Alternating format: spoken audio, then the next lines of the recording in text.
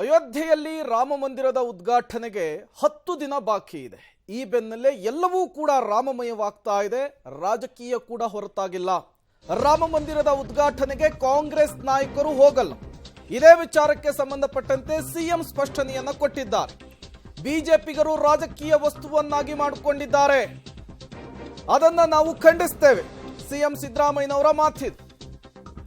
ನಾವು ಶ್ರೀರಾಮಚಂದ್ರನ ಭಕ್ತರು. ವಿಧಾನಸೌಧದಲ್ಲಿ ಸಿಎಂ ಸಿದ್ದರಾಮಯ್ಯನವರು ಹೇಳಿಕೆ ಕೊಟ್ಟಿದ್ದಾರೆ. ನಾವು ಶ್ರೀರಾಮಚಂದ್ರನ ಪೂಜೆಯನ್ನ ಮಾಡ್ತೇವೆ.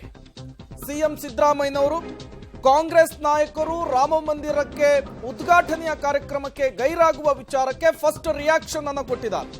ನಿನ್ನೆ ಪ್ರತಿಕ್ರಿಯೆಯನ್ನ ಕೊಡಲಿಕ್ಕೆ ಹಿಂದೇಟನ್ನ ಹಾಕಿದ್ರು. ಅದಾದ ಮೇಲೆ ಇವತ್ತು ಟ್ವೀಟ್ ಅನ್ನ ಮಾಡಿದ್ರು. ಟ್ವೀಟ್ ಮಾಡಿದ ಬಳಿಕ for the first time Rama ಮಂದಿರದ ಉದ್ಘಾಟನೆಯ ವಿಚಾರಕ್ಕೆ ಕಾಂಗ್ರೆಸ್ ನಾಯಕರು ಗೈರಾಗ್ತಾ ಇರುವಂತಹ ವಿಚಾರಕ್ಕೆ ಮೊದಲ ಬಾರಿಗೆ ಮಾತನಾಡಿದ್ದಾರೆ ಸಿಎಂ ಸಿದ್ದರಾಮಯ್ಯನವರು.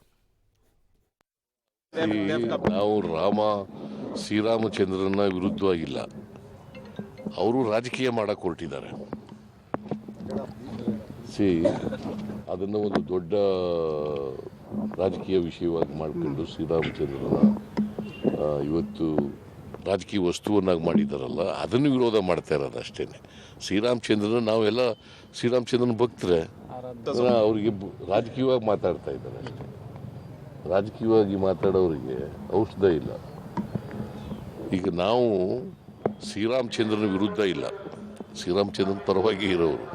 ಶ್ರೀರಾಮಚಂದ್ರನ ನಾವು ಗೌರವಿಸ್ತೀವಿ, ಶ್ರೀರಾಮಚಂದ್ರನ ಪೂಜೆ ಮಾಡ್ತೀವಿ, ನಾವು ಶ್ರೀರಾಮಚಂದ್ರನ ಭಜನೆ ಮಾಡ್ತೀವಿ, ನಾವು ರಾಮ ಮಂದಿರ ಕಟ್ಟಿದ್ದೀವಿ ನಾವು. ಸೊ ಅದಕ್ಕೆ ವಿರೋಧ ಇಲ್ಲ. ಅವ್ರು ರಾಜಕೀಯ ಮಾಡ್ತಾ ಇದ್ದಾರಲ್ಲ, ಅದಕ್ಕೆ ಮಾಡ್ತಾ ಇದ್ದಾರೆ. ನಾನು ಹೇಳಿಲ್ಲ. ಈಗ ಇವ್ರು ಯಾಕೆ ಅಯೋಧ್ಯೆಗೆ ಹೋಗ್ತಾ ಇದ್ದಾರೆ?